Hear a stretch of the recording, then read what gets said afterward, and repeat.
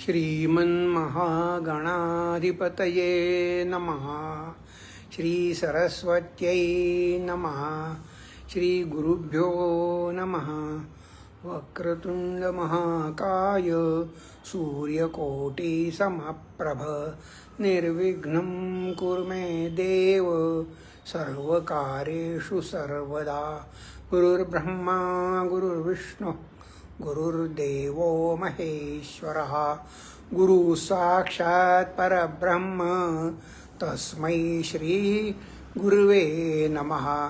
श्री स्वामी समर्थ महाराज की जय। श्री स्वामी समर्थ गुरु माऊली की जय। भारत माता की जय। श्री स्वामी समर्थ।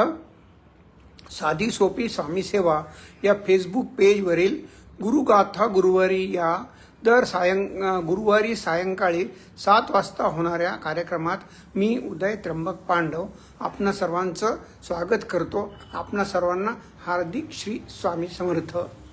मागच्या भागामध्ये आपण बाळप्पा महाराज आणि स्वामी समर्थ महाराज यांच्यामध्ये जे नातं आहे ते कसं कसं दूर होत चाललेलं आहे याच्याबद्दल माहिती आपण घेत होतो। आपण पाहिलं होतं मागच्या भागात की सुंदराबाई आणि बाळप्पा महाराज यांच्यामध्ये काही तक्रारीचे सूर निघाल्यामुळे बाळप्पा महाराज वापस जायला निघाले होते, पण स्वामींनी त्यांना आसन दाखवून सांगितले की इथेच राहा। आणि मग काय घडलं की बाळप्पा महाराजांना स्वामींनी अनुष्ठानासाठी स्वप्नात दृष्टांत देऊन हाक्याचा मारुती या ठिकाणी उपासना करायला सांगितली। त्याच्यानंतर काय झालं त्याबद्दल आपण आता माहिती बघणार आहोत। पहिली गोष्ट म्हणजे हाक्याचा मारुती जे आहे ते त्या काळामध्ये अक्कलकोटच्या थोडंसं गावाच्या बाहेर होता। आता तो गावातच येतो, कारण नंतर गावाचा आता खूप विस्तार झालेला आहे। हाक्याचा मारुती जो आहे त्याचं वैशिष्ट्य असं की समर्थ रामदास स्वामींचे शिष्य कल्याण स्वामी यांनी या हाक्याच्या मारुतीची स्थापना केलेली आहे। आणि ह्या पाषाणातील हाक्याच्या मारुतीची मूर्ती जी आहे त्याचं दुसरं वैशिष्ट्य असं आहे की हा हाक्याचा मारुती हा असा समोर गेल्यानंतर जे घरासारखं दिसतं, परंतु आतमध्ये खाली गेलेलं एक भुयार आहे आणि त्या भुयारामध्ये वळसा घातल्यानंतर त्या ठिकाणी हाक्याच्या मारुतीची मूर्ती आहे।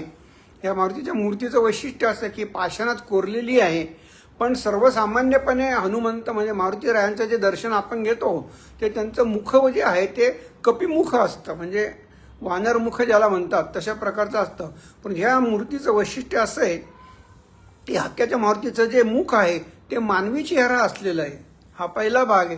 आणि दुसरा भाग म्हणजे त्याची जी शेपूट आहे ती त्याला वळसा घातल्यानंतर डाव्या बाजूला जाते वरच्या भागात, आणि त्या ठिकाणी छोटीशी गणपती बाप्पाची मूर्ती कोरलेली आहे। आता ह्या गोष्टी सामान्य नाही आहेत, याच्यामध्ये फार मोठं वैशिष्ट्य आणि अध्यात्म दडलेलं आहे। म्हणजे असं आहे की उपासना ही गणपतीची म्हणजे ओंकाराची करायची आहे। आपण बघतो की ओंकार प्रधान रूप गणेशाचे आकारतो ब्रह्मा उकारतो विष्णू मकार महेश्वर। आणि आधी काय आहे ओम नमोजी आद्या। ज्ञानेश्वर माऊली काय म्हणतात की ओम नमोजी आद्या वेद प्रतिपाद्या जय जय आत्मसंवेद्या आत्मरूपा। तर वैशिष्ट्य हे की गणपतीची सेवा करायला पाहिजे। मग बाळप्पा महाराज त्या ठिकाणी पोहोचल्यानंतर बाळप्पा महाराजांनी काय पाहिलं की इथे गणपतीची आपण उपासना करायला पाहिजे। कारण की आपण कोणतंही काम सुरू करताना काय करतो, प्रारंभी विनंती करू गणपती विद्या दया सागरा। अजून प्रार्थना करताना संकल्प करताना म्हणतात की विद्यारंभे विवाहेच्या प्रवेशी निर्गमे तथा संग्रामे संकटे चैव विघ्नस्तस्य न जायते। या कुठल्याही शुभ कार्यामध्ये विघ्न येऊ नये म्हणून आधी गणपतीची उपासना करायला पाहिजे। ही भावना मनामध्ये ठेवून बाळप्पा महाराजांनी काय केलं, त्या ठिकाणी गणपतीच्या उपासनेला सुरुवात केली।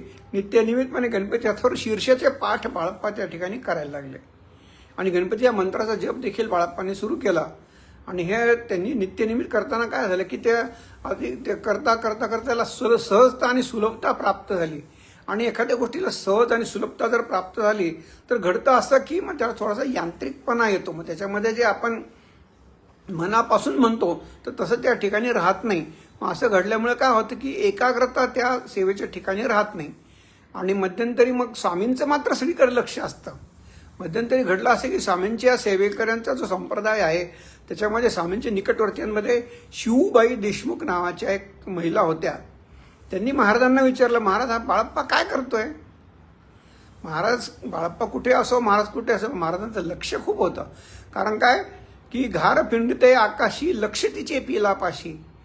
स्वामी महाराजांनी बाळप्पाला इतका जीव लावलेला आहे की त्याच्या सगळ्या हालचालीवर महाराजांचं लक्ष आहे. आपल्या पण असतं, फक्त आपल्याला त्याची जाणीव नसती, आपल्याला त्याची सहजगत्या अनुभूती येत नाही. तर शिवबाईंना उत्तर काय दिलं स्वामींनी की तो तरट विणतोय. आता तरट म्हणजे असं आहे की ते झिरझिरीत असताना त्याचा फारसा काही उपयोग नसतो कोणाला. इकडे बाळप्पांची देखील स्वामींवर एवढी निष्ठा आहे की स्वामींच्याकडे काय संवाद चालले असतील याच्यावरती ते त्यांच्या मित्रमंडळीच्या माध्यमातून, इतर सेवकांच्या माध्यमातून लक्ष ठेवून होते. बाळप्पांना याबद्दल माहिती मिळाली की स्वामींनी बाळप्पाच्या सेवेला जे ते तरटाची उपमा दिलेली आहे. स्वामींचे जेवढे सेवेकरी होते त्याच्यामध्ये स्वामींच्या शब्दातला अर्थ, भावार्थ, अन्वयार्थ, मतितार्थ, गूढार्थ असे अनेक अर्थ आहेत आणि ते सगळे समजणारे अतिशय निवडक लोक होते. त्या सगळ्यांमध्ये पहिला नंबर हा बाळप्पांचा होता.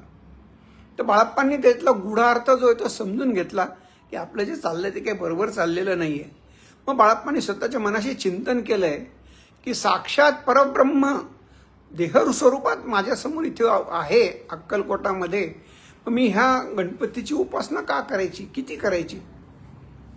याचं उत्तर शोधताना त्यांना सापडलं नंतर की आपल्याला आपल्या गुरूंचा, आपल्या समोर असलेल्या गुरूंचा जप करायला पाहिजे. म्हणजेच श्री स्वामी समर्थ ह्या षडाक्षरी मंत्राचा जप आपल्याला करायला पाहिजे. मग बाळप्पांनी त्यानुसार काय केलं की आपल्या सेवेमध्ये परिवर्तन केलं आणि मग बाळप्पांनी श्री स्वामी समर्थ या षडाक्षरी मंत्राचा जप करायला सुरुवात केली. परिणाम लगेच बदलायला सुरुवात झाली. प्रवास योग्य दिशेने सुरू झाला. स्वामींना अभिप्रेत असलेल्या दिशेने हा प्रवास सुरू झाला. पुन्हा तीच कालांतराने शिवबाई स्वामींना एक दिवशी विचारते, स्वामी आता बाळप्पा काय करतोय. स्वामींनी उत्तर दिलं, आता कांबळी विणतोय. कांबळी म्हणजे त्याला आपण घोंगडी म्हणतो. ती कांबळीचा उपयोग काय असतो, तर कांबळी जी आहे ती आपल्याला थंडीपासून संरक्षण देते. आपल्याला अंथरूण म्हणून जरी घेतली, आपण गुरुचरित्र पारायण करताना बघतो की आपल्याला काय सांगतात की ही कांबळी खाली पण टाकायची आणि थंडी असेल तर वरून देखील पांघरायची. सर्वसामान्यपणे दत्त जयंतीचा जो उत्सव आहे तो साधारणपणे हा निश्चितच थंडीच्या दिवसात होतो, डिसेंबरच्या शेवटच्या किंवा मधल्या भागामध्ये. त्यावेळेस थंडी पण असते. अशा वेळेस आपल्याला काय करतो, आपण कांबळी पांघरून घेतो. म्हणजे कांबळी ही उपयोगी वस्तू आहे, ती आपल्याला थंडीपासून संरक्षण देते. म्हणजेच बाळप्पांनी पुन्हा त्यांचं लक्ष होतंच या शब्द जाणून घेतले सेवेकऱ्यांकडनं की स्वामींनी काय सांगितलं, म्हणे कांबळी विणतोय. मग बाळप्पाला कळलं की आपला प्रवास आता योग्य दिशेने सुरू झालेला आहे. इतकी दिवस जो प्रवास झाला आपला त्याला दिशा मिळालेली नव्हती आणि मग योग्य दिशा मिळाल्यानंतर पुन्हा स्वामींनी सुरुवातीला जेव्हा बाळप्पा अनुष्ठानाला निघाले त्यावेळेसला स्वामींनी त्यांना एक शब्द सांगितला होता, हिशोब ठेव बरे. बाळप्पांनी ते सुद्धा लक्षात ठेवलं आणि श्री स्वामी समर्थ हा जप करायला सुरुवात केली. हा जप करायला सुरुवात केल्यानंतर स्वामींनी सांगितल्याप्रमाणे बाळप्पांनी त्याचा हिशोब देखील ठेवायला सुरुवात केली. म्हणजे प्रवास जो आहे बरोबर आणि योग्य दिशेने सुरू झाला. आज महत्त्वाची गोष्ट आहे की आपण कुठलंही जर चांगलं काम करायला लागलो तर त्याच्यामध्ये अडथळे यायला सुरुवात होते. अगदी पार सत्ययुग, त्रेतायुग, द्वापारयुग या तिन्ही युगामध्ये देखील या गोष्टी घडलेल्याच आहे. उदाहरण सांगायचं म्हटलं तर ऋषीमुनी ज्या वेळेला आपल्या आपल्या होम हवन यज्ञ कर्म करत होते तर त्यावेळेला त्याच्यामध्ये अडथळे यायला लागले. म्हणूनच त्यांनी दशरथ राजाकडे आले आणि त्यांनी काय सांगितलं की एक तुझा पुत्र मला देई दशरथा. कशासाठी, यज्ञ रक्षणासी तोच योग्य सर्वथा. म्हणजे हे यज्ञाचं रक्षण जे ते करण्यासाठी प्रभू रामचंद्र त्या ठिकाणी त्या ऋषींच्या बरोबर गेले आणि त्यांनी विवेक विषयाचं ज्ञानही प्राप्त केलं आणि क्षत्रिय धर्माचं पालन करून त्यांनी त्या ठिकाणी या यज्ञयागाचं रक्षण देखील केलं. म्हणजे तेव्हापासून हे की अडथळेही येतात, ऋषींना अडथळे यायचे. आज देखील असंच होतं. आपण एखादं शुभ काम जर करायला लागलो तर त्याच्यामध्ये अडथळे येतात. एखाद्या चुकीचं काम करत असलं त्यात कदाचित येत नसतील, हा ज्याचा त्यात अनुभवाचा विषय. मला काही तसा अनुभव नाही, परंतु चांगला काम करताना अडथळेचं मात्र माझ्याकडे बरेच अनुभव आहेत. म्हणूनच आजच्या एकादशीच्या दिवशी आपण बघूयात की अडथळे दूर करण्यासाठी आपल्याला, अमावस्येच्या दिवशी बघूयात की अडथळे दूर करण्यासाठी आपल्याला परमपूज्य गुरुमाऊली काय सांगतात. परमपूज्य गुरुमाऊलींना देखील याचं संपूर्ण ज्ञान आहे, भान आहे आणि सेवेकऱ्यांची माया आहे. म्हणून परमपूज्य गुरुमाऊली आपल्याला काय सांगतात की आपल्या रक्षणासाठी आपल्याला अमावस्येच्या दिवशी गुरुमाऊली सांगतात की आपण कालभैरवाष्टकाचा पाठ करायचा आहे. त्याच्या मोहऱ्या बनवायच्या आहेत. पांढऱ्या मोहऱ्या बाजारात मिळतात, त्याचा रंग पिवळा असतो पण त्याला पांढऱ्या मोहऱ्या म्हणतात. याच्यावरती कालभैरवाष्टकाचा 11 वेळा पाठ करायचा आणि त्या मोहऱ्या सगळीकडे टाकल्या तर आपल्या मार्गातले अडथळे दूर होतात. अनेक प्रकारच्या माऊलीने उपाय सांगितले. आपण आसनाला जेव्हा बसतो जपाला वगैरे अनुष्ठानाला, त्यावेळेस आसन यंत्र गुरुमाऊलींनी आपल्याला दिलेलं आहे. तर आपण जेव्हा बसतो त्या आपल्या आसनाखाली जर यंत्र ठेवलं तर त्या ठिकाणी दिग्बंधन ज्याला म्हणतात त्याचा देखील लाभ मिळतो. तर त्याचं थोडक्यात आपण माहिती बघूयात आज पूर्ण विराम करायच्या अगोदर की बाळप्पा जेव्हा जप करत होते त्यावेळेस त्यांना देखील असेच अडथळे यायला लागले. कारण त्या ठिकाणी एक चिंचेचं झाड होतं आख्या मारुतीच्या बाजूला आणि त्याच्यावरती कोणीतरी भूत खेत आहे अशी एक वदंता होती आणि त्यामुळे त्या ठिकाणी लहान मुलं देखील फिरकत नव्हते. तिथे वावर कमी असायचा. स्वतः बाळप्पाला देखील असा अनुभव आला की अनुष्ठानाच्या काळामध्ये त्यांना असं वाटतं आपल्या छातीवर कोणीतरी दाबतंय, आपला श्वास कोणीतरी रोखून धरतंय. आणि स्वामींचं तर बाळप्पावरची प्रेम आपण पाहिलं की किती आगाध होतं. स्वामींनी त्यावेळेस काय केलं की स्वामी स्वतः त्या ठिकाणी हाक्याच्या मारुतीच्या मंदिरात आले, बाळप्पाचं आसन घेतलं आणि स्वतः हातात घेऊन ते 10 दिशांना फिरले स्वामी.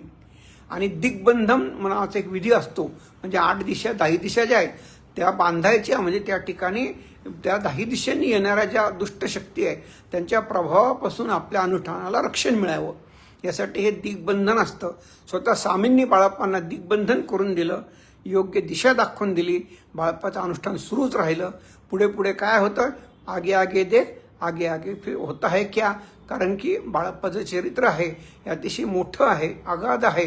कारण स्वामींचे जेवढे सेवेकरी आहे त्याच्यामध्ये खूप दीर्घकाळ स्वामी असेपर्यंतच नव्हे तर स्वामी समोर नसताना देखील दीर्घकाळ सेवा करणारे बाळप्पा आहे ते मॅचलेस असे सेवेकरी आहेत. त्यांच्याबद्दल चिंतन मनन करायचं, त्यातनं 4 चांगल्या गोष्टी आपल्याला शिकता आल्या तर त्या देखील आपल्याला शिकायचं आहे. अशा प्रकारे आपल्याला आपली देखील वाटचाल चालू ठेवायची.